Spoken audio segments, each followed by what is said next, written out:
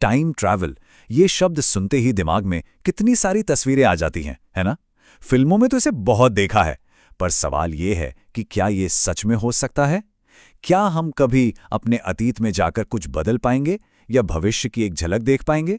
आइए आज विज्ञान और कल्पना के बीच की इस बेहद दिलचस्प लकीर को समझने की कोशिश करते हैं। तो चलिए सीधे मुद्दे पर आते हैं। क्या हम वाकई समय में यात्रा कर सकते हैं? अब इसका जवाब थोड़ा पेचीदा है, हाँ भी और नहीं भी। और सच कहूं तो यही बात इसे इतना ज्यादा रोमांचक बनाती है। लेकिन कोई भी थ्योरी पर जाने से पहले एक ऐसे सच से शुरुआत करते हैं जो शायद किसी को भी सोचने पर मजबूर कर दे। जरा इस नंबर पर गौर कीजिए, लगभग 0.02 सेकंड्स। ये कोई मनगढ़ंत आंकड़ा नहीं है, ये वो असल समय है जो एक इंसान रूसी कॉस्मोनॉट सर्गे अवदेव ने भविष्य में ट्रैवल किया। जी हाँ, उन्होंने स्पेस में 748 दिन बिताए और जब वो धरती पर वापस लौटे तो वो हम सब के मुकाबले इतने सेकंड्स भविष्य में पहुंच चुके थे। उन्होंने सचमुच असलियत में भविष्य की यात्रा की थी। तो ये घटना एक बात तो साफ कर देती है, भविष्य में जाना कोई कोरी कल्पना नहीं, ये एक वैज्ञानिक हकीकत है। इसे भविष्य के लिए एक वन वे टिकट की तरह समझिए।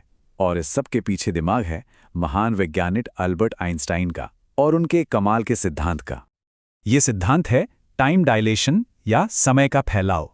इसका मतलब बड़ा सीधा सा है, समय हर किसी के लिए एक ही रफ्तार से नहीं चलता। जी हाँ, ये सच है। समय किसी ऐसे इंसान के लिए धीमा हो सकता है जो बहुत तेजी से सफर कर रहा हो, या फिर किसी बहुत ही शक्तिशाली गुरुत्वाकर्षण यानी ग्रेविटी वाली जगह पर हो। मतलब समय को रबड़ बैंड की तरह खींचा जा सकता है। तो सवाल उठता है कि समय को धीमा कैसे किया जाए। इसके दो मुख्य तरीके हैं। पहला, बहुत ज्यादा तेज रफ्तार से चलना, मतलब प्रकाश की गति के आसपास। और दूसरा, किसी बहुत ही मजबूत ग्रेविटी वाली जगह के पास होना, जैसे कि कोई ब्लैक होल। और ये सिर्फ थियोरी नहीं है, हम इसे रोज इस्तेमाल करते हैं। हमारे फोन में जो जीपीएस सैटेलाइट्स हैं, उनकी घड़ियों को रोज 38 माइक्रोसेकंड्स एडजस्ट करना पड़ता है, क्योंकि उनके लिए समय हमारी धरती से अलग रफ्तार से चल रहा होता है। इसी आइडिया को समझाने के लिए एक बहुत ही मशहूर उदाहरण है ट्विन पैराडॉक्स का। सोचिए कि दो जुड़वा भाई हैं। एक स्पेसशिप में बैठकर लगभग प्रकाश की गति से ब्रह्मांड की सैर पर निकल जाता है और दूसरा यहीं धरती पर रहता है। जब सालों बाद ट्रैवल करने वाला भाई वापस लौटेगा तो पता है क्या होगा? वो अपने धरती पर रुके हुए भाई से उम्र में छोटा होगा, क्योंकि उसके लिए समय धीरे बीता था। ये कोई कहानी नहीं, ये विज्ञान का एक हैरान कर देने वाला सच है। ठीक है, तो भविष्य की यात्रा वो तो मुमकिन लगती है, लेकिन अब सफर के दूसरे हिस्से की बात करते हैं, जो कहीं ज्यादा मुश्किल और रहस्यमयी है। क्या हम अतीत में अपने गुजरे हुए कल में वापस जा सकते हैं? बस यहीं आकर विज्ञान की राहें बहुत ज्यादा पेचीदा और थ्योरेटिकल हो जाती हैं। वैज्ञानिकों ने अतीत में जाने के लिए दो मुख्य रास्ते सोचे हैं, कम से कम थियरी में। पहला है वर्म होल। इसे स्पेस टाइम में एक शॉर्टकट या एक सुरंग की तरह समझ सकते हैं, जो दो अलग अलग जगहों या समय को जोड़ता है। दूसरा आइडिया है कॉस्मिक स्ट्रिंग्स का, जो बिग बैंग के बाद बचे हुए बहुत ही ज्यादा घने धागे माने जाते हैं। लेकिन दोनों के साथ ही बहुत बड़ी दिक्कतें हैं।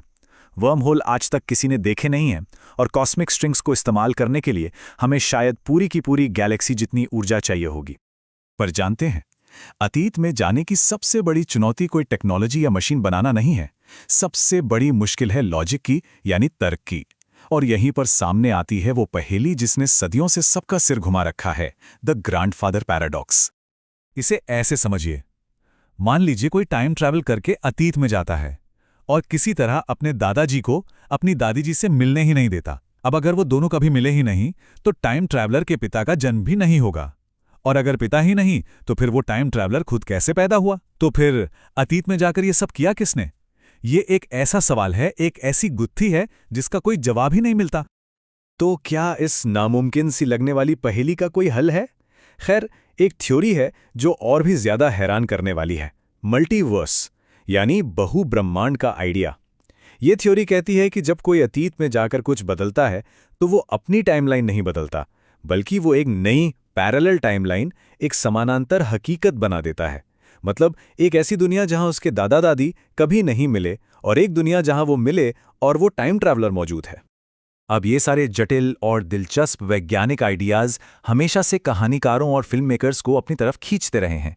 तो चलिए जरा देखते हैं कि सिनेमा ने इन कमाल के विचारों को अपनी कहानियों में कैसे पिरोया है।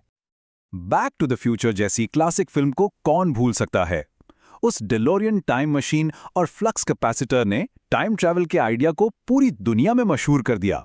हाँ, फ्लक्स कैपेसिटर भले ही असली ना हो, लेकिन उसने हम सबकी कल्पना को एक ऐसी उड़ान दी कि टाइम ट्रैवल हर किसी की बातचीत का एक मजेदार हिस्सा बन गया।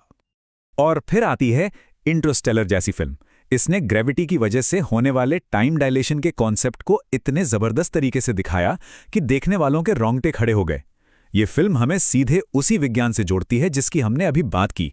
याद है, जहां एक विशाल ब्लैक होल के पास बिताया गया सिर्फ 1 घंटा धरती पर पूरे 7 साल के बराबर होता है।